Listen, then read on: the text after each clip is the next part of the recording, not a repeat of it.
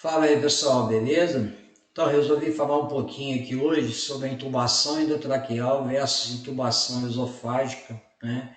Utilizando o ultrassom.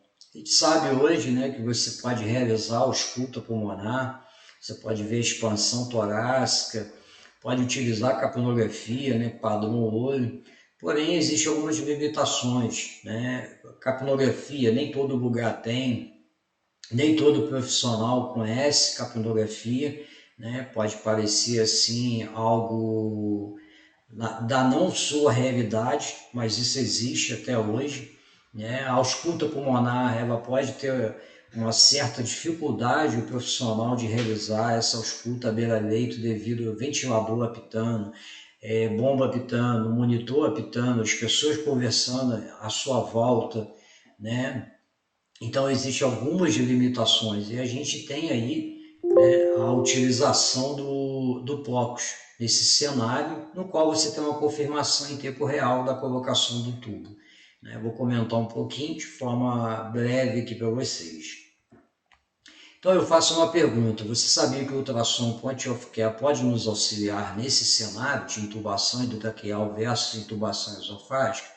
A resposta é sim, né? E para quem já trabalha com ultrassom, isso pode parecer algo muito simples, né? Mas nós temos até hoje, né, profissionais que desconhecem que o ultrassom ele pode ser utilizado à beira-leito na intubação, né? E pior, existe unidade de terapia intensiva que você tem o ultrassom e ninguém utiliza nesse cenário. Então é por isso que eu estou comentando um pouquinho aqui para vocês, tá bom?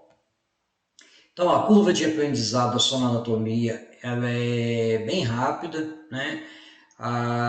Os movimentos finos, óbvio, ao longo do tempo você vai melhorando, mas de uma forma simples a gente usa a sonda, né, linear, no qual eu desejo ver estruturas superficiais, né? Eu coloco mais ou menos a 2 centímetros da fúrcula external e faço uma varredura em direção ao crânio.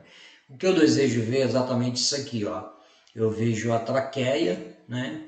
Aqui, essa área mais hiperecóica, a gente vê a glândula, né? Tireoide, lobo direito, esquerdo e o istmo.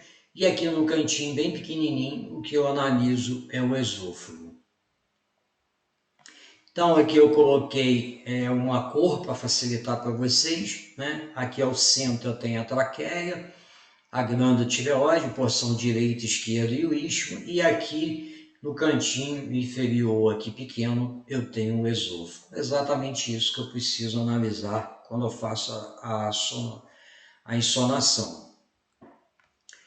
No processo da intubação orotraqueal pelo profissional médico, o que eu vou ter é essa imagem aqui, como nós já vimos. Traqueia, né, mais anecoica. Aqui, mais hiperecoica, eu tenho a glândula tireoide. E aqui no cantinho inferior, eu tenho o esôfago.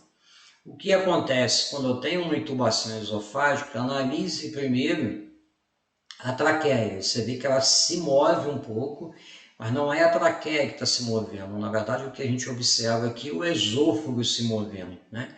Observe que ele aumenta de tamanho e se move. Então, se você está fazendo a insonação, o profissional médico passou o tubo e você visualiza essa imagem aqui, você pode afirmar para ele que essa intubação foi esofágica, tá?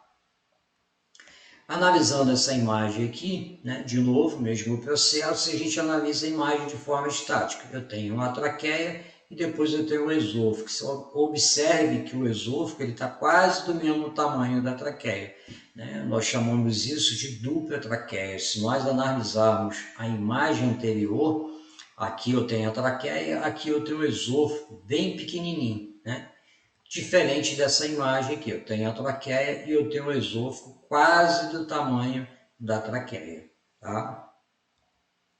Com relação à intubação endotraqueal, né? Quando o tubo entra na traqueia, o que eu vou visualizar? Eu vou visualizar primeiro a movimentação da traqueia, diferente daquela movimentação anterior, e eu vou ver artefatos aqui também na traqueia. Ao passo que eu vou olhar para o esôfago, ele continua ali pequenininho. Né? Então, eu posso afirmar que essa intubação foi uma intubação na traqueia, tá?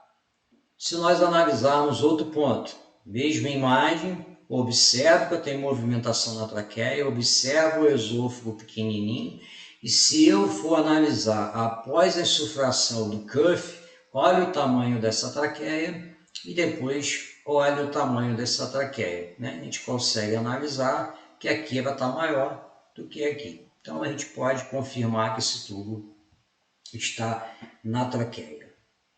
Então o objetivo é falar de forma muito simples e rápida. Existe uma segunda etapa, né? Essa é a primeira etapa. A segunda etapa seria fazer a avaliação pulmonar, né? Não vou me deter aqui porque o objetivo do vídeo é ser bem curto. Podemos depois fazer um outro vídeo falando da avaliação pulmonar, mas o que eu quero chamar a atenção aqui de vocês é porque o enfermeiro passe, né, a utilizar o ultrassom nesse cenário. Não adianta você ter um ultrassom que custa 300 mil, né, dentro da sua unidade de terapia intensiva, e você ter um processo eletivo com a intubação labitraqueal, né, algumas vezes, e você sequer utilizar o ultrassom, né? Você fica lá fazendo ausculta, às vezes o colega olha a expansão torácica, aí o médico pede o cabo de capnografia, ninguém sabe aonde está, e você tem um aparelho de ultrassom que custa 300 mil e você não utiliza num processo que ele não é tão complexo, né? Você como enfermeiro, você pode estar auxiliando a equipe multiprofissional.